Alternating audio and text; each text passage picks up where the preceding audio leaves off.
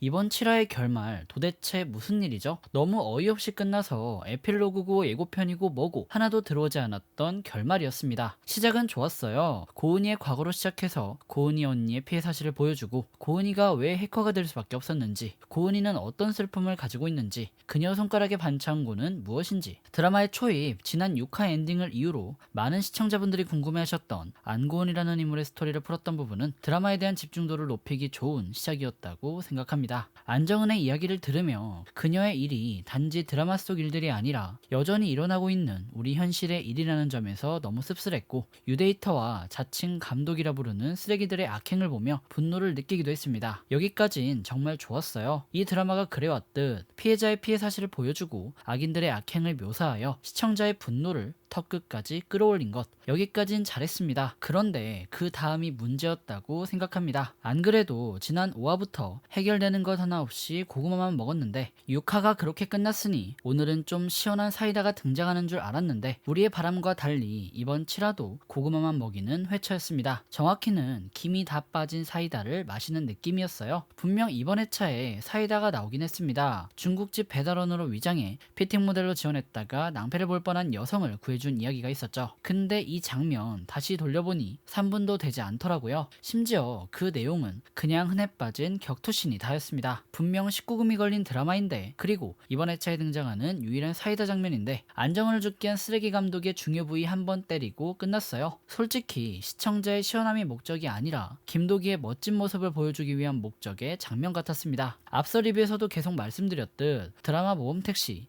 피해자의 피해 사실 묘사에 대한 수위와 피의자에 대한 복수의 수위가 평형을 이루지 못하는 모습이 보입니다. 개인적인 생각엔 이왕 19금을 달았으면 피해자의 피해에 대한 잔인한 묘사만큼 복수의 과정도 어느 정도 적나라하게 묘사할 필요가 있다고 생각합니다. 솔직히 이번 화는 그냥 애들 장난 같았어요. 앞으로 어떻게 스토리가 전개될지 모르겠지만 제발 19금이라는 시청 연령 제한의 이유가 피해자의 피해 사실 묘사에만 있지 않기를 바랍니다. 결말에 대한 이야기 이전에 라이브 채팅방에서 들어왔던 유데이터에 대한 질문에 대해 이야기를 해볼게요. 이번 7화 유데이터 임원의 입에서 해시값이라는 용어가 나왔습니다. 많이 생소한 용어일 텐데요. 쉽게 말하면 해시값은 각각의 데이터들이 가지고 있는 암호화된 특정 코드를 말합니다. 여러분들이 보고 계시는 제 리뷰 영상도 특정 해시값을 가지고 있으며 이는 각각의 데이터를 구분하게 해주는 기능을 합니다. 마치 우리 인간들이 서로 다른 지문을 가지고 있어 신상조회가 가능한 것처럼 데이터 또한 데이터가 가지고 있는 특정 해시값으로 정체가 구분됩니다. 하지만 유데이터의 빨간 머리가 영상을 올리는 직원들에게 이런 말을 했죠. 영상 해시값 바꾸는 거 잊지 말고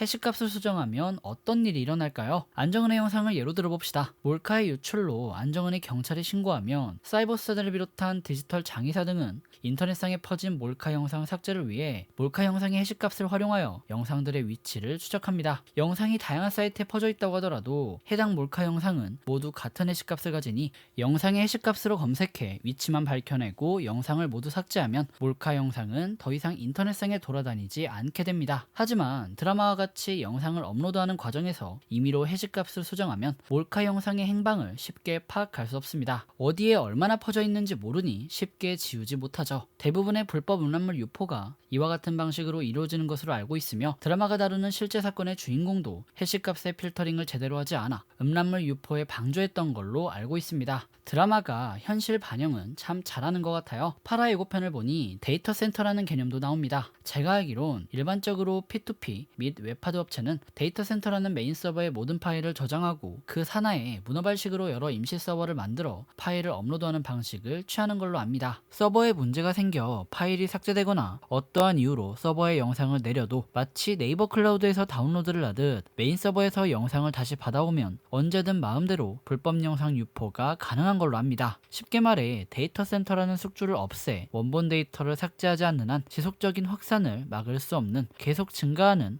암세포 같은 녀석들이죠. 이번 7화 정말 고구마만 5조 2천억 개 먹은 것 같은데 오늘 밤 8화에서는 제발 사이다를 먹을 수 있기를 바랍니다. 설마 하는 생각이지만 사이다를 다음 주로 미루면 진짜 충격일 것 같습니다. 진짜 충격은 7화 결말에서 보여준 유치원생들의 범퍼카 체이싱 같은 장면 하나로 족하다고 생각합니다. 저는 8화를 보고 리뷰로 돌아오도록 하겠습니다. 그럼 지금까지 운공이었고요. 영상 유익하셨다면 구독과 좋아요, 알람 설정 부탁드립니다. 그리고 드라마에 대한 여러분들의 생각을 댓글로 남겨주시면 감사하겠습니다.